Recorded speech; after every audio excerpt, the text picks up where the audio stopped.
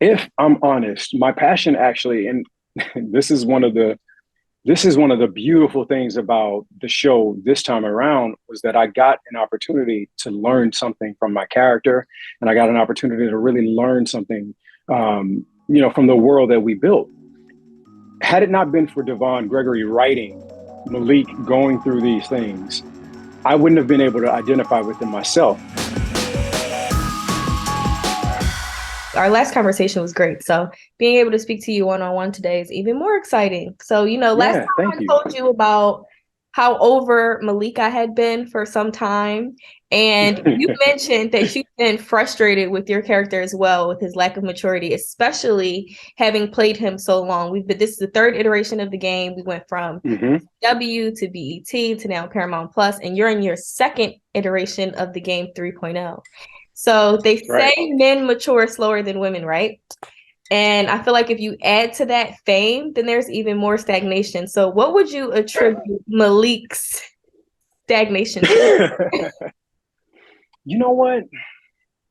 I really think that, our cast is such a big cast for such a long time. I think this is probably, although it's still a big cast, I think this is probably a smaller version when it comes to all the storylines that needed to be fulfilled. We are more intertwined now than I think, in a way, kind of we have been in Mhm. the past. So I feel like now, especially with the third time doing this character, I think everybody decided, okay, we got to see some growth out of this young man, because that's really just naturally how men and people and humans are in general.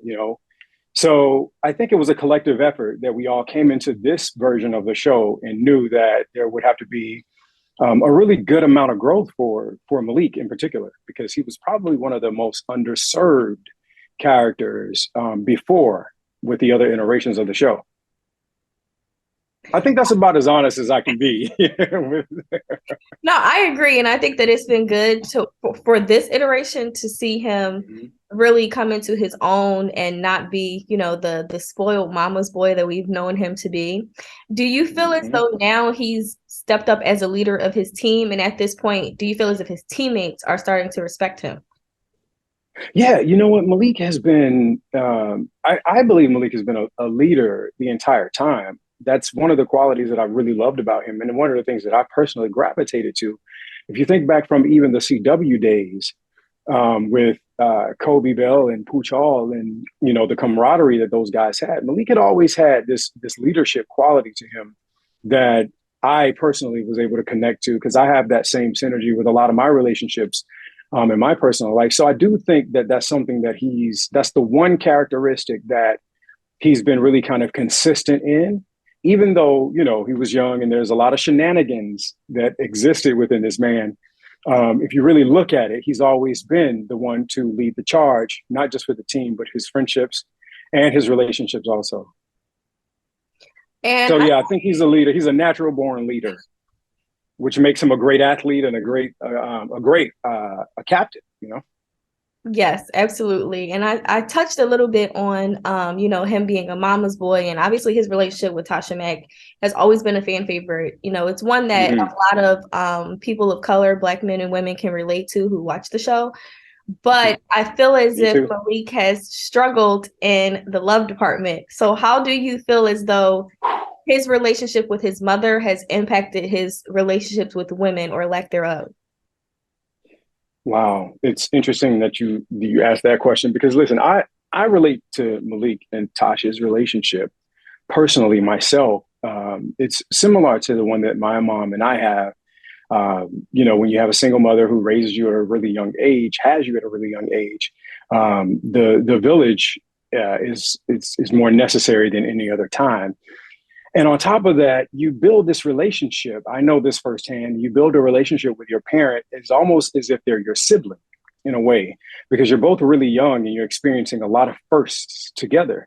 So I feel that that relationship between Tasha and Malik and their growing pains have really influenced the way Malik handles relationships.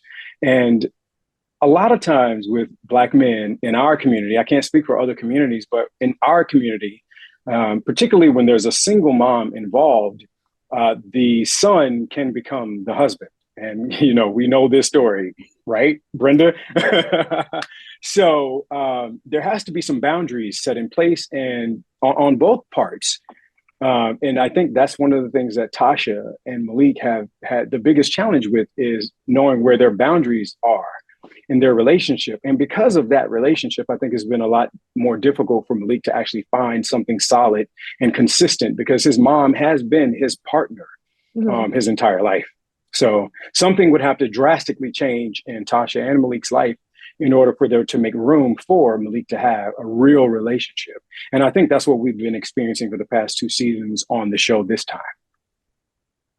Well, it's definitely been interesting to watch. And another thing that I like about this iteration of the game versus the previous two is that we're seeing a lot of different subject matters tackled on and off the field. Obviously, the idea of racism and ownership. How timely are these matters in the world of football, but also for people of color? You know what? Extremely timely. And I believe that the reason why in the past we hadn't been able to dive in just as deep of a dive as we can here on Paramount Plus is because, we're in this new world of streaming now. So the rules are different. It's not network television that we grew up on or that we started on. And as you know, there's so many different rules that come along with network television that doesn't allow you to really dive into and tackle issues head on and more realistically. A lot of times if you do handle those issues on network television, you're probably going to have some comedy to it. It'll be, a little more lighthearted than normal. But here, thankfully through Paramount Plus, we're able to really tell these stories without boundaries, without restriction of any kind. So I think that's the main difference between then and now. And the timeliness of it is the reason the show exists now in this iteration. There was no reason to bring the show back again, but there's still so many more stories to tell in this world. And again, particularly stories that we can just be really real and raw with and not having to sugarcoat it in any type of way. So now that we're here, we get to tell a whole new set of stories in the NFL and think about all the things that have happened in football since the show was on. I think it was 6 years ago on BET, the last time that was on. So much has happened. Athletes and football players in particular have become the cornerstone for a lot of society. They've been the pillars of our society and leading the change and the charge, the social change that we see, the racial change that we see. I mean, these guys are still on the front line. Fighting for, in a sense, fighting for some issues that we have in our community that need to be rectified in some way. So I do believe that the show now gives breath and life to the issues that we've experienced, the life-changing issues that we've experienced in the past 5 years. Well, hopefully we continue to see more in future seasons to come. Now, let's talk about Hosea off camera. Now, you're a producer on the show now, which you hadn't been previously. So congratulations to you on that. Thank you. Thank you. Also made your directorial debut this season. So how has that transition been, especially because you have been with the show, since 2006, I think? Yeah. And I got the job in 2005, and I think we aired in 2006. So, yeah. It has been probably the most natural transition, believe it or not. I have done every single, I think me and Wendy are the only actors that have done every single episode from inception of the series. I went into this with so much humility as a director, knowing that I knew this world very well, and that not only did I know it very well, that I felt like I had something to offer to the world. I had some life experience to offer to the world, but I also had the experience of, like I said, from the very first frame of the show, I've been here. So I thought that with this iteration, I could hopefully lead this new generation of viewers and our faithful fans that have followed us from network to network, lead us to a place where we could actually enjoy and see something new and breathe some life into it. I didn't just want to do it just to direct, just because I could. I felt like I needed to have a place and a purpose in that. So That's how I went into it this time around, fully prepared and feeling like I was exactly where I needed to be, if that makes sense. No, it does. And that's Yeah. I actually It felt so natural, Brenda. It was just a natural thing for me. It was a natural next step for me to do here. And I felt like almost in a way it was my duty too.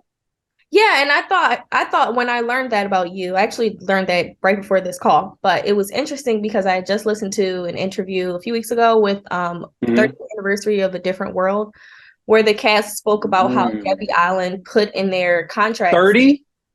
I think it's It's 30th. been 30 years? Well, yeah, because I'm 31 and it came out in like 89 or something. So I think 30 or 35th, one of those. Wow. But Wow. they spoke about how Debbie Allen put in their contracts for each of the like main cast members that Mm-hmm. they would have to write or direct one episode each season, one or two episodes each season. So I just thought that was Really? interesting, yeah, to see how far we've come since that time. Did they all do it? They did. Wow. I Mhm. love that. I love that. Yeah, it was on That's a testament to the woman that she is. yeah, it was on the Breakfast Club. So Because everybody, yeah, when you get a everybody chance to doesn't catch do it. that. Oh yeah, Everybody doesn't no. do, most people don't do that, and oftentimes we're really scraping and fighting, for something that should, in a sense, be natural for an artist, especially artists that have been around, this long, on a series. So that's fantastic to hear. Now you've also been vocal about mental health, which I appreciate. Obviously, it's a huge topic. Where does your passion Mm-hmm. where does your passion from stem from for in order for you to be this mental health advocate? If I'm honest, my passion actually, and this is one of the this is one of the beautiful things about the show this time around, was that I got an opportunity to learn something from my character, and I got an opportunity to really learn something, from the world that we built. Had it not been for Devon Gregory writing Malik going through these things, I wouldn't have been able to identify with them myself. And as a matter of fact, not only identify, I would not have been able to assess my own mental health issues had it not been for me having to go through a lot of research, mounds of research to understand what the hell Malik was going through. Mm-hmm. Because when we first talked about it, we talked about it from the outside. The script hadn't been written. He expressed to me exactly what he wanted to do and how he wanted to do it. And so I was like, okay, great. This gives me some work as an actor to actually dive in. Now, I don't necessarily relate to this in firsthand. However, I want to do more research on it. So after I did more research on it, I realized, no, I too, and most of us, most of society, and particularly a couple of years ago, going through COVID and going through all the racial issues that we experienced in our country, and personal issues myself that I don't often speak about, but personal issues in my own personal life, and then the maturity of growing and becoming a man, a Black man in this industry, and hearing a lot of no's and not really understanding where my place is, as all artists get to a space and a place in time where you have to reassess what you're doing and why you're doing it. I grew up with Malik. I started that character. I was 20 in my early 20s, and now I'm in my early 40s now. And I've experienced a great deal of my life through this character, and not just through the character, but in general, I've experienced a lot of growth. As you know, men, we grow, as we've said, much later than women. So I got a lot of lessons late in my life. I spent a lot of my 20s on set and Mm-hmm. my 30s, all of my 30s on a set. So I didn't really get an opportunity to fully live life. I was naive about so many different things. And so I was able to go back and assess a lot of the traumas that I've experienced, and identify with the pains and suffering that Malik was going through. Well, that opened up a Pandora's box for me, and a rabbit hole of me understanding that I have been too, suffering from mental health issues. And so that allowed me to seek the help that I needed and the healing that I needed for myself. So I learned a lot through Malik the last 2 years, which I'm so grateful for this opportunity, because that's how I got engaged, and that's how I got into this charge, my new charge for mental health. Well, that's beautiful. And one of the things I was proud of you for was that you also took a stance in defense of Megan Thee Stallion recently. Now, Mm, a lot of us who have been watching have obviously been flabbergasted by the way in which she has been vilified in the press. yeah, Um, why did you yeah. decide to speak out? And did you receive any support and or backlash in you doing so? Um, I received a lot of support because I was actually shocked. You know, I'm often listen. My little Instagram, I haven't nurtured it the way I should. And my publicist Roya in general just talks about how I need to cultivate, these things more. I don't often think somebody's looking at. I'm like, nobody's paying attention to my Instagram, but my followers. So let me say this to these people. So I was very shocked that it actually took the wings that it took, and I was actually proud that it took the wings that it took. Also, proud and sad because it showed also the lack of support that she had, before or in the middle of that space. Had I known that there wasn't the support that I thought there was, then I probably would have said it earlier. So now to get to your question, well, no, I think I answered your question, didn't I? Yeah, you said you received more support than you had backlash. Yeah, I received more support than backlash, and I was really proud that I could see a lot of people. A lot of people didn't not support her. I think a lot of people just didn't speak up because I think much often we just assume that people have the support, or we just assume that they don't necessarily need it. I didn't know that there were so many people that didn't believe her and that she had to fight against until after, honestly, until I thought it was, again, like I said, I was in my own little world with my socials. And I saw what was being said within the world that I live in. And then to expand that and see that, wow, there was a large majority of our people that did not believe this woman with all the proof in the world. And then that made me really sad because I'm like, wow, if she's going through this, I can only imagine what, the average woman in general, doesn't matter what color she is. Now, as we get into Black and brown women, those odds and those numbers are worse. But either way, the fact that you have to go through this type of incident and still not be believed in today's society with technology and with the best attorneys and everything, that she would have to still prove herself to so many people. And before I let you go, you touched on this a little bit in an earlier answer where you said you don't really share a lot publicly, which I mean, a lot of us respect because sometimes it's just overkill, with some celebrities with social media and everything like that. But a lot of, from my last interview, a lot of my followers or like people who watched the interview, they wanted to know how your love life was. It's great. Great. I'm not talking about it, but it's great. Yeah, it's amazing. It's fantastic. It's wonderful. It's another thing that God has surprised me with that I'm just so wonderfully happy about and just blessed. So it's fantastic. I ain't talking about it though. I mean, I will, you know what I'm saying? When the time is right. I'm not trying to act like I'm, it's not some big old secret and all that, but it's just timing. Well, great. Congratulations. You'll know more. And, well, hopefully when we do our next interview, you'll be ready to spill some more tea, but let's go, Brenda. Let's go. I'll let you go this time. So congratulations I appreciate on you. everything. Happy New Year. And hopefully we see, seasons 3, 4, and 5.